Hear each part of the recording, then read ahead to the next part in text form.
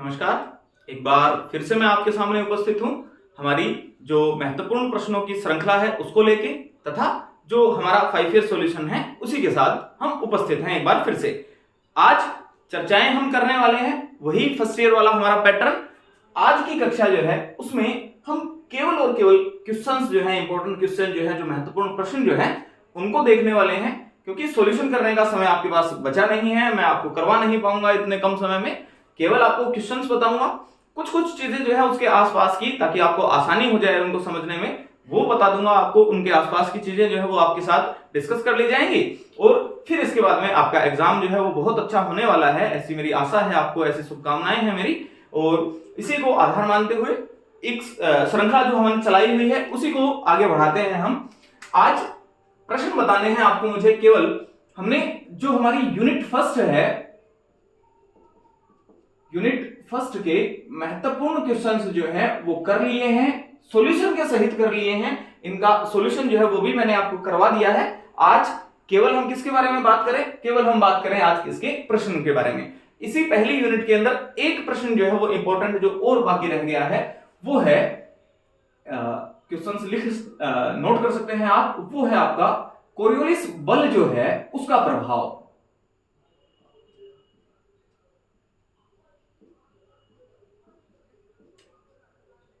Coriolis बल जो है इसके बारे में चर्चा करनी है। कोरियोलिस बल से संबंधित आपका एक क्वेश्चन जो है वो आ सकता है, इंपॉर्टेंट प्रश्न है ये। इसी को आधार मानते हुए इसको थोड़ा सा आप देख लीजिएगा कि कोरियोलिस बल वगैरह के बारे में किस तरह का आपका सॉल्यूशन जो है वो किया जाता है, या किस तरह की स्थितियां जो है आपके सामने होती हैं। तो इंपॉर्टेंट है ये भी, इसको आप क्या कर सकते हैं, मेमोराइज कर सकते हैं। ये आपका बुक में जो पृथ्वी के सापेक्ष गति वाला पोर्शन जो है उससे जस्ट पहले आपको ये टॉपिक मिल जाएगा, वहां से आप इसका सॉल्यूशन जो है वो देख लीजिएगा, किस तरह की स्थितियां आपके पास है। वही करना होता है, ज्यादा कुछ रॉकेट साइंस वाली बात होती नहीं है। वही दो बिंदु जो है वो हम इसमें लेके चलते हैं किसी फ्रेम ऑफ रेफरेंस के अंदर। इस तरह की स्थितियां आपके सामने है कि किसी फ्रेम ऑफ रेफरेंस में जब आपका कण जो है वो क्या करता है, रोटेट करता है त्रिविम के अंदर, तो ऐसी स्थितियों में आपको इस तरह का एक फ्रेम जो है वो आपको देखने को मिलता है। यहां ऐसा, इसको मान लीजिए, इसको अगर थोड़ा सा इस तरीके से रोटेट करेंगे तो ये वाला हिस्सा जो है वो इस तरीके से उड़ जाएगा और ये वाला हिस्सा जो है जेड एक्सिस वाला वो इस तरीके से कुछ आपको प्राप्त हो जाएगा। अब ये रोटेट करेगा, रोटेट करने के बाद इसके लिए हम इसकी स्थितियां जो है वो एस और एस डैश फ्रेम वाला वही पोर्शन हमारा एस और एस डैश दो फ्रेम मान के चलेंगे, उसी को आधार मानते हुए इसका सॉल्यूशन जो है वो किया जाएगा। यहीं से आपको एक और चीज मिलती है, एक और परिभाषा मिलती है जो मैं पहले बता चुका हूं आपको। आभासी बल की परिभाषा जो है वो भी आपको यहां से प्राप्त होती है। एक कोरियोलिस बल में प्राप्त होगा, एक आभासी बल की परिभाषा जो है वो भी इसी को रिलेट करते हुए यहां से आपके पास एक सॉल्यूशन जो है, एक क्या बनेगा इसका, एक फॉर्मूला जो है वो आपके सामने आ जाएगा, उसको यहां से देख लीजिएगा। ये हमारा यूनिट फर्स्ट जो है वो यहां कंप्लीट हो जाती है। अब चर्चा को आगे बढ़ाते हैं और हम चलते हैं हमारी यूनिट नंबर सेकंड के अंदर। यहां क्या इंपॉर्टेंट है, यहां क्या चीजें जो है आपके लिए महत्वपूर्ण है, उन पे बात कर लेते हैं। जो इंपॉर्टेंट आपका क्वेश्चन जो है यूनिट सेकंड को लेके अपेक्षिकता वाला है, रिलेटिविटी है, स्पेशल थ्योरी ऑफ रिलेटिविटी है आइंस्टीन का, उसी के ऊपर ये जो आपका पूरा का पूरा यूनिट जो है वो है। यहां जो मोस्ट इंपॉर्टेंट थिंग्स हैं वो उनमें अपने तीन चीजें पड़ी हुई हैं। एक पढ़ा हुआ है आपने लंबाई में संकुचन,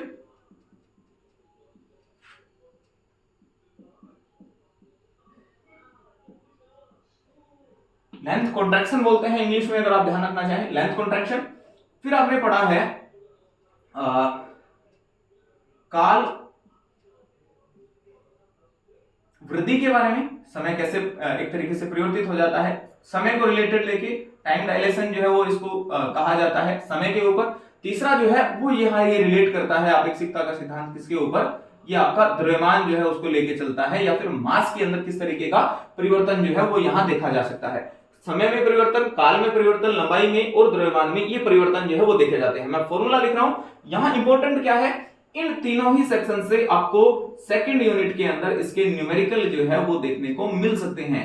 इन तीनों फॉर्मूलों के ऊपर आधारित न्यूमेरिकल जो है वो आपको देखने को मिलेंगे। मैं इसका फॉर्मूला लिखता हूं, जैसे लेंथ कॉन्ट्रैक्शन की आप बात करें, L इज इक्वल टू क्या होता है, L not under root 1 minus v square by c square, ये एक फॉर्मूला होता है। यहां देखिए करना क्या होगा आपको, यहां आप मैं पैटर्न बताता हूं कि चलिए एक पहले इसको लिख ही लेते हैं। यहां tau is equal to tau not upon under root 1 minus b square by c square. और अगर मास की बात करते हैं तो उसका फॉर्मूला क्या होगा, उसका फॉर्मूला भी इसी तरीके से लिखा जा सकता है, m is equal to m not under root 1 minus b square by c square. ये तीन फॉर्मूले मैंने आपके सामने जो है वो लिखे हुए हैं। इन तीनों फॉर्मूलों पर आपको करना क्या है, आपको यहां से इन तीनों में से कोई एक चीज जो है वो आपको प्रदान की जाएगी। या तो वो एल नोट देगा जो उसकी प्रारंभिक लंबाई वगैरह है, या आपको क्या दिया जाएगा, एक ये भी कहा जाएगा कि आपका वेग जो है जो आपकी वेलोसिटी है,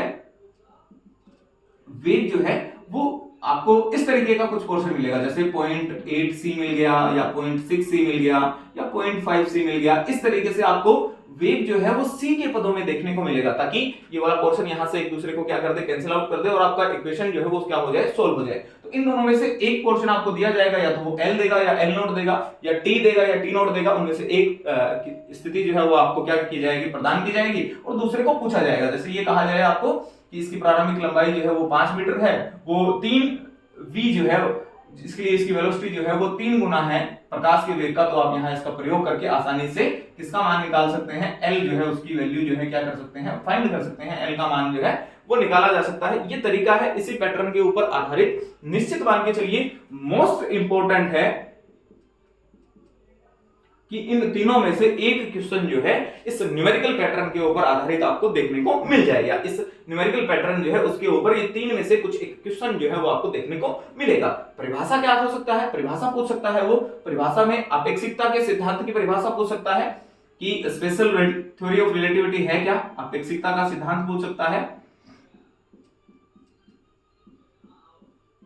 या फिर ये कहा जा सकता है कि काल वृद्धि को परिभाषित करिए, टाइम जो डायलेशन जो है, काल वृद्धि जो है उसको परिभाषित करिए, या लंबाई में संकुचन जो है उसको क्या करिए, परिभाषित करिए, लंबाई में संकुचन, इस पोर्शन को क्या करिए आप एक दूसरे से परिभाषित करिए। ये स्थिति जो है वो आपके सामने देखने को मिल सकती है। काल वृद्धि की अगर बात करते हैं तो समय कैसे परिवर्तित हो जाता है आपकी किसके साथ, अगर आपका ऑब्जेक्ट जो है वो कैसे गतिशील हो, अगर आपका ऑब्जेक्ट बहुत तीव्रता के साथ अगर गतिशील है, लंबाई किस तरीके से छोटी दिखाई देने लग जाती है, अगर कोई चीज बहुत तेजी से निकलेगी, जैसे ये मार्कर है, इस मार्कर को मैं बहुत तेजी से, बहुत तीव्र वेग से आगे की तरफ बढ़ाता हूं, तो अचानक से अगर इसका वेग जो है वो प्रकाश के वेग के आसपास भी पहुंच जाता है, तो इसकी लंबाई जो है वो आपको कैसी दिखाई देने लग जाती है, छोटा जो है वो दिखाई देने लग जाता है। ये इसका सेकंड पोर्शन है। एक और इंपॉर्टेंट क्वेश्चन इसी यूनिट के लिए वो है आपका आइंस्टीन का समीकरण।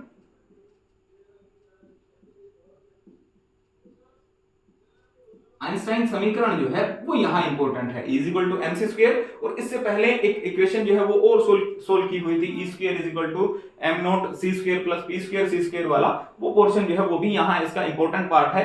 3 नंबर की कैटेगरी के अंदर ये क्वेश्चन आपको देखने को मिल सकता है। अनुमान लगाते हैं, जो होना है वैसे तो वो तो भविष्य के गर्भ में ही है, इसके ऊपर चीजें जो है वो आपको पता है कि एग्जैक्ट जो है वो कोई भी बातें बता नहीं सकता, क्योंकि ईश्वर की जो कृतियां हैं उनके ऊपर ईश्वर कैसा चाहता है उसके बारे में तो हम चर्चाएं जो है वो कर नहीं सकते। अनुमान है, ये समीकरण जो है वो भी आपका इंपॉर्टेंट है, ई स्क्वायर वाला, इसको भी आप देख के चले जाइएगा।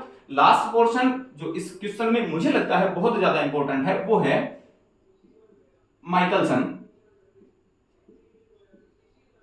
Morley experiment. माइकलसन मोर्ले का प्रयोग जो है वो यहां इसके साथ क्या है, इंपॉर्टेंट है। ये आप जरूर ध्यान रखिएगा, अगर माइकलसन मोर्ले एक्सपेरिमेंट आपके आता है, आपके एग्जाम में पूछा जाता है और 5 मार्क्स की कैटेगरी के अंदर पूछा जाएगा, तो ऐसी स्थिति में उसके जो तीनों कंक्लूजन जो हैं, या तीनों जो आपने वहां कंक्लूड किया था, उसको ईथर का आकर्षण होता है उसके साथ किस तरीके से वो परिवर्तन जो है, अपेक्षिकता वाला परिवर्तन जो है वो होता है, वो जरूर लिख के आइएगा। क्योंकि एक्सपेरिमेंट का मतलब ये है कि एक्सपेरिमेंट को, सेटअप को तैयार करने के बाद में वहां से आप क्या कंक्लूड करके लेके आते हो, आपको रिजल्ट्स क्या मिलते हैं, वो जो है वो ज्यादा इंपॉर्टेंट है आपके लिए। तो ये माइकलसन मोर्ले वाला एक्सपेरिमेंट जो है ये भी देख के चले जाइएगा। ये आपका सेकंड यूनिट जो है, इसमें मुझे लगता है कि इतना पर्याप्त है आपके लिए, अगर इतना पढ़ लेंगे तो शायद आपका काम जो है वो चल जाएगा। अब एग्जैक्ट तो कहा नहीं जा सकता, क्योंकि पूरा सिलेबस पढ़ना होता है यूनिवर्सिटी एग्जाम्स के लिए या किसी भी परीक्षा को उत्तीर्ण करने के लिए, लेकिन हम आधार मान के ही चले हैं किसको, अपने 5 इयर्स को, इंपॉर्टेंस को, क्योंकि देखिए पूरा फाइट तो हम कर भी नहीं रहे हैं। हमारा उद्देश्य जो है वो मैंने आपको पहले भी लिखा था 38 से 42 के आसपास का रेशियो जो है वो प्राप्त करना है। पूरे पर लड़ाई करेंगे। अगले सेशन के लिए शुरुआत से जब कक्षाएं चलेंगी तब पूरे सिलेबस के लिए 45 मार्क्स के लिए भी लड़ाई जो है वो की जाएगी, तब उसके लिए भी लड़ेंगे। अब एक और क्वेश्चन यूनिट 3 के अंदर देखिए, यूनिट 3 में कुछ क्वेश्चन जो है वो देखिए। पहला तो जो मोस्ट इंपॉर्टेंट है वो है केंद्रीय बल वाला।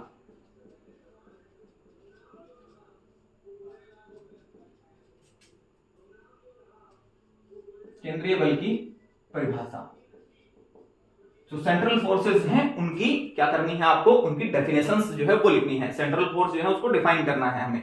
वही कि वो किसके ऊपर निर्भर करता है, जिसका परिमाण जो है वो दो चीजें मैंने आपको बताई थी कि एक तो जो बल की क्रिया रेखाएं हैं वो निश्चित बिंदु से निकले, और दूसरा जो परिमाण है वो किसके ऊपर निर्भर करे, ऐसा एक बल जिसका परिमाण दूरी जो है उसके ऊपर क्या करे, निर्भर करता हो, आर जो है उसके ऊपर निर्भर करता है। ऐसे बल क्या कहलाते हैं आपके, सेंट्रल फोर्सेस जो है वो कहलाते हैं। मैग्नीट्यूड्स के ऊपर ये क्या करते हैं, डिपेंड करते हैं। फॉर एग्जांपल इसका एग्जांपल लिख सकते हैं आप कौन सा, जो आपका ग्रेविटेशनल फोर्सेस है, गुरुत्वीय बल जो है, ग्रेविटेशनल, गुरुत्वीय, और कूलम्बियन फोर्स मान सकते हैं आप, इलेक्ट्रिकल फोर्स जो है वो मान सकते हैं, कूलम्बियन फोर्स लिख लेते हैं, कूलम्बीय बल।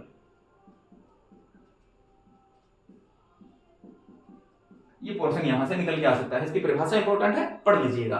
फिर एक सेकंड क्वेश्चन जो है वो, अच्छा इसके ऊपर आधारित केंद्रीय बल के ऊपर पूरी चीजें तो नहीं पढ़ पाओगे, लेकिन एक मैं और क्वेश्चन बताता हूं, वो ये है कि क्षेत्रीय वेग से संबंधित, एरियल वेलोसिटी से संबंधित इसका कुछ पोर्शन है जिसमें आपको 1/2 r square d theta by dt proof करना है। 1/2 r square d theta by dt जो है वो ये प्रूफ करना है। ये इसके लिए इसकी एरियल वेलोसिटी वाला पोर्शन है।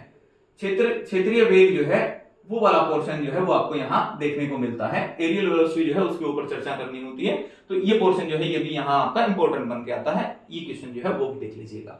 फिर थोड़ा सा और आगे बढ़ते हैं, अपनी चर्चा को आगे बढ़ाते हैं। वहां फिर इसके बाद में एक टॉपिक है ग्रेविटेशनल सेल्फ एनर्जी, गुरुत्वीय स्व ऊर्जा।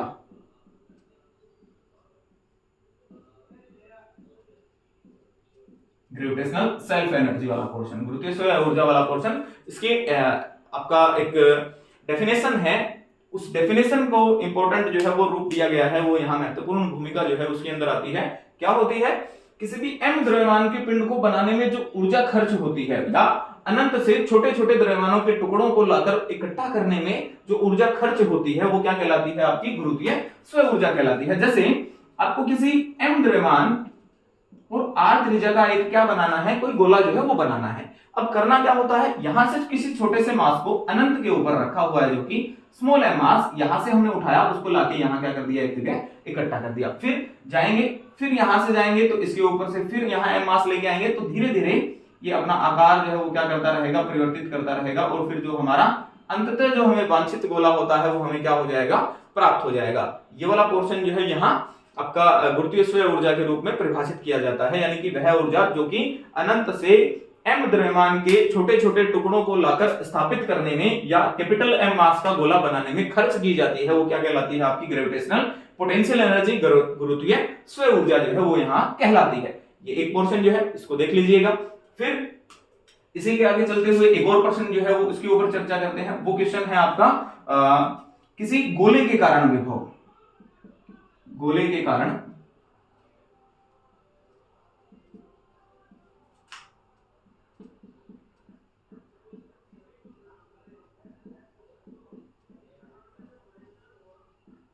किसी गोले के कारण विभव जो है उसको प्राप्त करना। ठोस गोला और खोखला गोला जो है वो दोनों पोर्शन है आपके, तो इसमें ज्यादा कुछ टेंशन लेने वाली बात नहीं है। इसका एक्सपेरिमेंट जो है वो देख सकते हो आप, इसका छोटा सा एक पोर्शन जो है वो देखा जा सकता है। ये पोर्शन जो है वो भी इंपॉर्टेंट है। इसके बाद में एक और क्वेश्चन है, वो है गाउस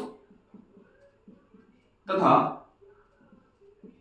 पवासोव का समीकरण, गॉस एंड पॉइसन इक्वेशंस जो है वो है यहाँ।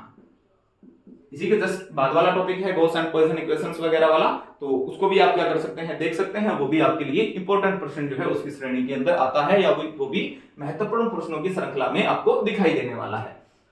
कितने क्वेश्चन हो गए, 1 2 3 और 4 क्वेश्चन हो गए। लास्ट क्वेश्चन और जो है वो और बताता हूं मैं आपको, एक और क्वेश्चन जो है जो इंपॉर्टेंट है वो है आपका केंद्रीय बल के अधीन गति करते हुए कण की समीकरण। केंद्रीय बलों के अधीन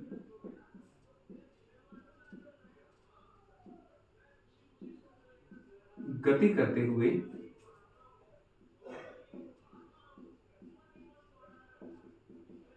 कण का समीकरण, उसके लिए उसकी समीकरण वगैरह लिखना, ये भी मोस्ट इंपोर्टेंट की प्रश्न जो है उसकी कैटेगरी में आता है। तो ये 5 क्वेश्चन मैंने आपको बताए हैं, इनको देख लीजिएगा, इनमें से आपका काम जो है वो चल जाएगा। देखिए अब एक और चर्चा करते हैं। अगर अपने पूरा पेपर जो है वो अटेम्प्ट करना है, कंप्लीट क्वेश्चन जो है वो अटेम्प्ट करने हैं, तो आपको 5 यूनिट पढ़नी पड़ेंगी। और अगर आपको ऐसा लगता है कि आपका 3 यूनिट्स के अंदर भी काम चल सकता है, मैं एक क्या बताता हूं, एक छोटा सा तरीका और बताता हूं, अलग सा तरीका बताता हूं, ताकि आपका मार्क्स जो है वो अच्छे आ जाएं। क्या करना होता है, आपकी मैंने आपको बताया था कि कितने सेक्शंस होते हैं, 3 सेक्शंस होते हैं, ए, बी और सी। ये 3 सेक्शंस जो है वो आपके इसके अंदर देखे जाते हैं। अगर आप 3 यूनिट भी तैयार करते हैं, ए सेक्शंस में से प्रत्येक यूनिट में से 2 क्वेश्चन मिलेंगे। अगर 3 यूनिट तैयार हैं तो 6 क्वेश्चन ये हो गए।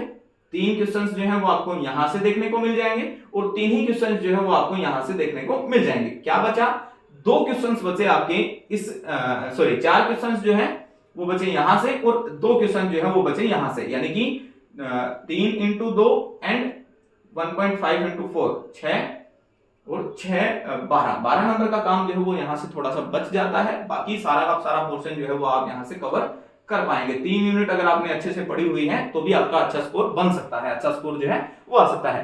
पर हम इससे आगे बढ़ते हैं, थोड़ा सा और चर्चाएं करेंगे और इन 3 यूनिट्स के क्वेश्चंस जो है वो अच्छे से आप पढ़ के जाइए। मैं एक और सजेशन देता हूं, 3 यूनिट तो आप कम से कम अच्छे से पढ़ के ही जाइए। 3 यूनिट अगर आपने अच्छे से पढ़ी हुई है तो एक कॉन्फिडेंस आपका अच्छा रहेगा और प्लस अच्छे एक मार्क्स जो है वो आपको प्राप्त करने की संभावनाएं जो है वो भी क्या हो जाती है, बढ़ जाती हैं। अब थोड़ा सा आगे और बढ़ते हैं, यूनिट नंबर 4 और 5 इनके ऊपर चर्चाएं कर लेते हैं। इनमें ज्यादा क्वेश्चंस जो है वो नहीं देखने हैं, आपको ज्यादा इतना माथापच्ची वाली बात जो है वो नहीं करनी है। कुछ एक सिलेक्टेड क्वेश्चंस जो है उनको ही देख के चले जाएंगे तो अच्छा रहेगा। यूनिट नंबर 4 में क्वेश्चन जो है वो ये है, पहला ही क्वेश्चन वो है, किसी विभव कूप में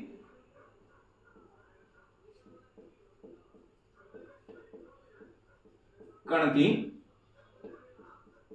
गति, motion of A particle in A potential well.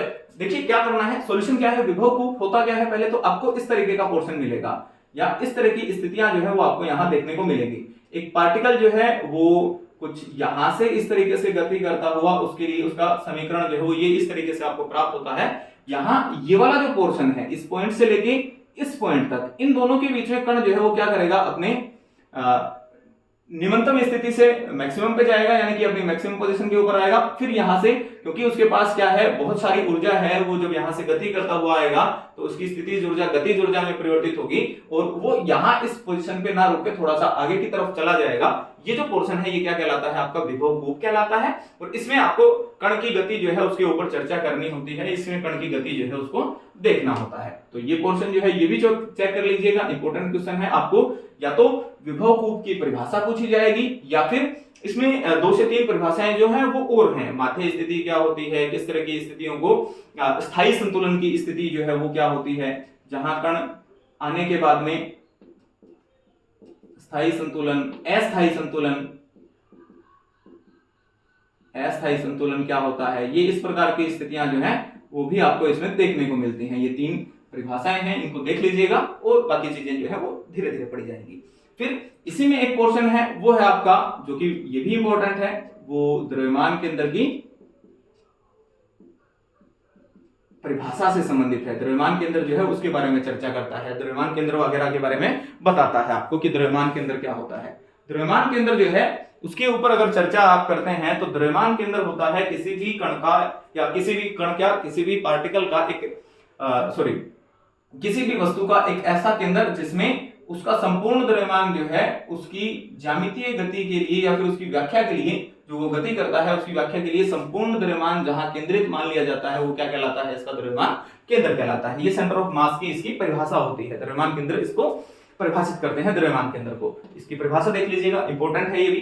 द्रव्यमान केंद्र की परिभाषा के रूप में या फिर छोटे क्वेश्चन के रूप में आपसे पूछी जा सकती है। फिर एक और चीज, ये मोस्ट इंपॉर्टेंट है आपका, ये है यूलर समीकरण। यूलर के समीकरण, यूलर समीकरण वाला पोर्शन जो है, या इसके साथ साथ इसके आसपास एक जड़त्वीय गुणांक, इनर्शियल कोएफिशिएंट वाला पोर्शन जो है वो भी यहां से देख के चले जाइएगा। जड़त्वीय गुणांक जो है उसके ऊपर आधारित प्रश्न जो है वो भी आपको देखने को मिल सकता है। 3 प्रश्न हो गए। एक और क्वेश्चन के बारे में चर्चा करते हैं, एक छोटी सी बात और कर लेते हैं, वो है विभव कूप के बाद जब गति करते हैं, विभव कूप के बाद एक छोटा सा पोर्शन आगे और है जिसमें आपको दोलक क्या होता है, जो दोलनी गति करता है, जो ओसिलेटरी मोशन करता है, उसको ओसिलेटर या दोलक कहा जाता है। तो दोलक की गतिज तथा स्थितिज ऊर्जा का, गतिज तथा स्थितिज ऊर्जा जो है उसका क्या करना, आपको एक तरीके से पोर्शन जो है वो तैयार करना है, या गतिज और स्थितिज ऊर्जा के बारे में बताना है। इसका फॉर्मूला होता है वो आपको प्रूफ करना होता है 1/3 m omega square a square, और दूसरा फॉर्मूला जो है वो क्या होता है 1/6 m omega square a square जो है। इस तरीके के फॉर्मूले जो है वो आपको यहाँ प्रूफ करने होते हैं, इस तरह की चीजें जो है वो देखनी होती हैं। 4 से 5 क्वेश्चन मैंने आपको बताई, ये शायद आपको एग्जाम में देखने को मिल जाएंगे, आप आसानी से आपका काम जो है यहाँ से चल जाएगा। लास्ट यूनिट ज्यादा कुछ नहीं है, एक तो यहां से याद रखिएगा व्यतिकरण की शर्त जो है, यूनिट नंबर 5 की अगर आप बात करते हैं, इसमें आपको व्यतिकरण जो है वो देखने को मिलता है। व्यतिकरण के बारे में चर्चा जो है वो करनी होती है। पहला तो व्यतिकरण की परिभाषा ही पूछी जा सकती है कि व्यतिकरण या इंटरफेरेंस जो है वो होता क्या है, किस तरह की स्थितियां होती हैं, क्या होता है, बता देता हूं परिभाषा। व्यतिकरण जो है वो ये कहा जा सकता है कि दो तरंगें किसी समान दिशा में चलती हुई किसी स्थान के ऊपर एक दूसरे पर क्या होती हैं, अध्यारोपित होती हैं, सुपर इंपोज जब होती हैं, तो इस अध्यारोपण के फलस्वरूप किसी उस पथ पर या फिर जिस पथ में वो आपकी तरंगे जो है वो गतिशील हैं, उस पथ पर किन्हीं स्थानों पर उसका जो आयाम है, जो उसकी तीव्रता जो है वो अधिकतम हो जाती है, किन्हीं स्थानों पर उसकी तीव्रता या आयाम जो है वो न्यूनतम प्राप्त कर लेता है। ऐसी घटना क्या कहलाती है, व्यतिकरण की घटना कहलाती है। 2 प्रकार का होता है, एक तो संपोषी कंस्ट्रक्टिव एंड एक होता है विनाशी व्यतिकरण। संपोषी और विनाशी व्यतिकरण, अगर आयाम क्या हो जाता है, बढ़ जाता है, आयाम जो है वो अपने किस पे चला जाता है, मैक्सिमम पे चला जाता है, तो व्यतिकरण कैसा, संपोषी।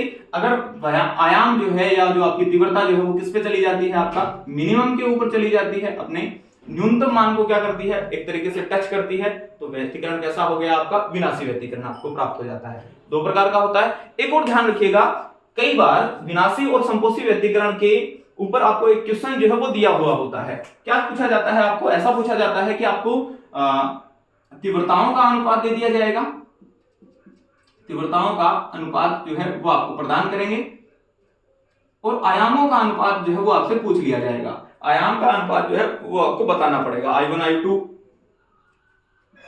I1 I2 की वैल्यू आपको दे दी जाएगी, और आयाम पूछेगा वो A1 पूछेगा और A2 का अनुपात जो है वो पूछेगा। तो I = KA² होता है। आसानी से इस न्यूमेरिकल को आप सोल्व कर सकते हैं, ज्यादा कोई रॉकेट साइंस लगाने की आवश्यकता नहीं है। तो यहां से इसका पोर्शन जो है इसको भी देख लीजिएगा। फिर एक और 2 क्वेश्चन और बताऊंगा मैं आपको। एक तो आपको ये देखना है कि लिसाजू की आकृतियां प्राप्त करनी है आपको।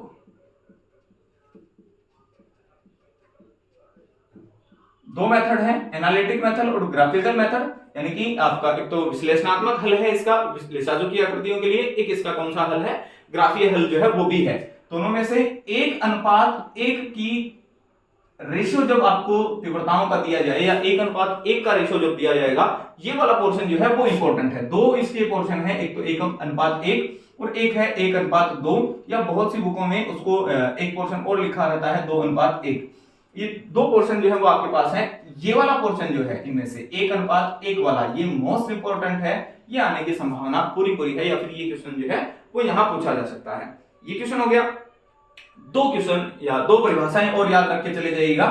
एक तो अवमंदित दोलन की परिभाषा क्या होती है, डैम्प्ड ऑसिलेशन की, और एक युग्मित दोलन जो है इसकी परिभाषा क्या होती है बता देता हूं। अवमंदित या डैम्प्ड ऑसिलेटर ऐसा ऑसिलेटर जो बाह्य कारकों से प्रभावित होता हुआ धीरे धीरे जिसका आयाम, जिसकी तीव्रता जो है वो क्या होती रहती है, एक तरीके से कम होती हुई चली जाती है, वो धीरे धीरे निरंतरता से घटता हुआ चला जाता है। तो ऐसा दोलन आपका क्या कहलाता है, अवमंदित दोलन। युग्मित में क्या प्राप्त होगा आपको, जब दो चीजें जो है ऑसिलेटर एक दूसरे के साथ कंबाइन कर दिए जाएंगे तो ऐसा दोलित्र जो है वो क्या कहलाएगा, युग्मित दोलित्र जो है वो भी कहलाता है, या युग्मित दोलित्र जो है वो इसे कहा जाता है। तो आज की कक्षा के लिए इतना ही। क्वेश्चंस जो है वो मैंने आपको बता दिए हैं, क्वेश्चंस का एक तरीके से डिस्कशन हमने कर लिया है। अब तैयार हो जाइए, अंतिम प्रहार है हमारा एक तरीके से इस पेपर पर। कल सुबह आपको पेपर देना है, अब लगभग 10:30 का समय हो गया है, तो ऐसा मान के चलिए लगभग आपके पास 12 घंटे का समय है। 12 घंटे में ये पूरा का पूरा पोर्शन जो है वो मेमोराइज करिए, याद करिए और इसको आगे की तरफ बढ़ते रहिए। अगर एक और चीज के बारे में डिस्कशन कर लेते हैं, अगर बाई चांस खुदा ना खास्ता अगर आपका पेपर अच्छा नहीं होता है, हो सकता है हम उम्मीद तो यही करके चलेंगे कि आपका पेपर अच्छा हो, पर अगर ऐसा हो जाए 1% भी अगर आपका पेपर अच्छा नहीं हो तो भी घबराने की आवश्यकता नहीं है, किसी तरीके का कोई स्ट्रेस लेने की आवश्यकता नहीं है। अभी भी हमारे पास कितने पेपर बाकी हैं, 2 पेपर और बाकी हैं, हम उनमें अच्छा स्कोर करने का प्रयास करेंगे, उनके लिए अच्छी तैयारियां जो है वो हम अपनी करके रखेंगे। आगामी कक्षाएं जो है वो मैं आपको पहले ही बता चुका हूं बहुत अच्छे से आपकी की जाएंगी, तो स्ट्रेस मत लीजिएगा। मेरी इन 2 पंक्तियों को ध्यान रखिएगा कि हिम्मत का सागर लांघो, हिम्मत का सागर लांघो तो लहर लहर जयकारा होगा, दिल टूटे या एटम टूटे इस दुनिया में उजियारा होगा। अगर दिल आपका टूटता है, अगर आपका कुछ ऐसा मान के चलिए पेपर अच्छा नहीं होता है, तो इन मेरी पंक्तियों को याद रखिएगा। और तब तक के लिए बहुत बहुत शुभकामनाएं आपको, बहुत बहुत आप अपनी अच्छी तैयारियां जो है वो करके रखिए। बहुत बहुत धन्यवाद।